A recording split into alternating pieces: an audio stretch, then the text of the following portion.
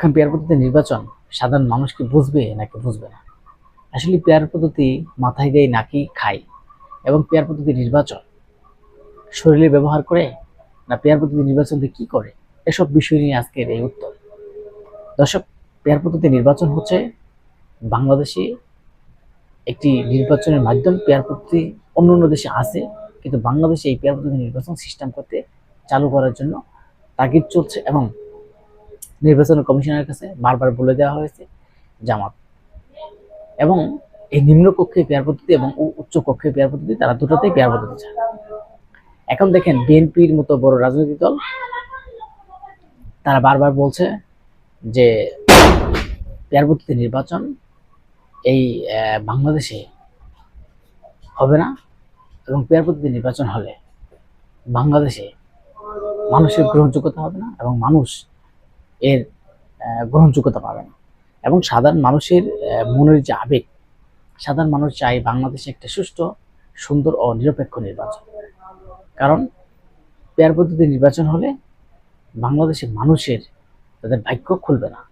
আপনারা জানেন, যারা সাধারণ ব্যক্তিত্ব আছেন এবং ভালো মনের ডাক্তার, নার্স, শিক্ষক, বিভিন্ন ভালো মানুষ আছে, তারা যদি নির্বাচন করতে চায়, তারা সেই পেয়ার পদ্ধতি সিস্টেম চালু হলে তারা নির্বাচন করতে পারবে না। স্বতন্ত্র প্রার্থীদের কোনো নির্বাচন করার সুযোগ নাই। আরেকটা হচ্ছে, পেয়ার পদ্ধতি নির্বাচন হলে স্বতন্ত্র প্রার্থীরা তো নির্বাচন করতে পারবেই না, কিন্তু সাধারণ জনগণের একটা মানুষ থেকে প্রত্যাশা হবে না। কারণ সে জায়গায় মানুষ পরিচিত বিএনপি থেকে, এবং বিএনপিকে ভোট দিলে সেখানে পেয়ার পদ্ধতি সিস্টেমে এখানে জামাত বা অন্য কোনো রাজনৈতিক দল সেখানে আসন পেয়ে যেতে পারে।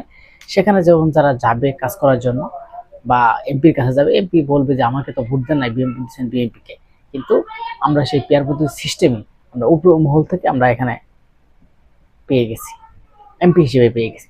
এখন দেখেন, এই যে রাশেদ খান, গণঅধিকার পরিষদের রাশেদ খান, তারাও কিন্তু পেয়ার পদ্ধতি চেয়েছিল, পরে তারা বুঝা শোনা করে বলছেন আসলে পেয়ার পদ্ধতি যৌক্তিক না। পেয়ার পদ্ধতি নির্বাচন হলে, পেয়ার পদ্ধতি নির্বাচন যদি বাংলাদেশে হয়, তাহলে সকাল বিকালে এমপি বেচা কেনা হবে। আপনারা জানেন, আজকে 20 লাখ, কাল 30 লাখ, কালকে 40 লাখ, এরকম একটা দাম উঠবে এই এমপি হওয়ার জন্য। কারণ তখন মানুষের অভাব পড়বে না। সবাই চায় যে ভোট ছাড়া বা একটা জনগণের সমর্থন ছাড়া নেতা বলে দিলেই আমি এমপি, কত কোটি টাকা লাগবে, আমি সেই টাকা দিব, কিন্তু আমাকে এমপি বানিয়ে দাও। এই যে এমপি নির্বাচন একটা তখন কালোবাজারির দিকে যাবে এবং কালোবাজারি হবে। এর জন্য সাধারণ মানুষ আসলে পেয়ার তো বুঝবে না। সাধারণ মানুষ পেয়ার সিস্টেমে কিভাবে বুঝবে? সাধারণ মানুষ জানে, বাংলাদেশের মানুষ জানে, আওয়ামী লীগ, বিএনপি বা অন্য কোনো দল রাজনৈতিক, তাদের মার্কায় ভোট দিতে, তারপর মার্কায় ভোট দিয়ে তারা নির্বাচন, প্রতিনিধি নির্বাচন করবে। এখন বাংলাদেশের মানুষ যে যা জানে সেটার বিপক্ষে যদি নির্বাচন করা হয়, হঠাৎ করে দেশে যদি সবকিছু পরিবর্তন হয়, তাহলে দেশের অবস্থা কোন দিকে যাবে? আসলে পেয়ার পদ্ধতি নির্বাচন নিয়ে মানুষ চায় তারা বাংলাদেশে একটা সুষ্ঠু, সুন্দর নির্বাচন হোক।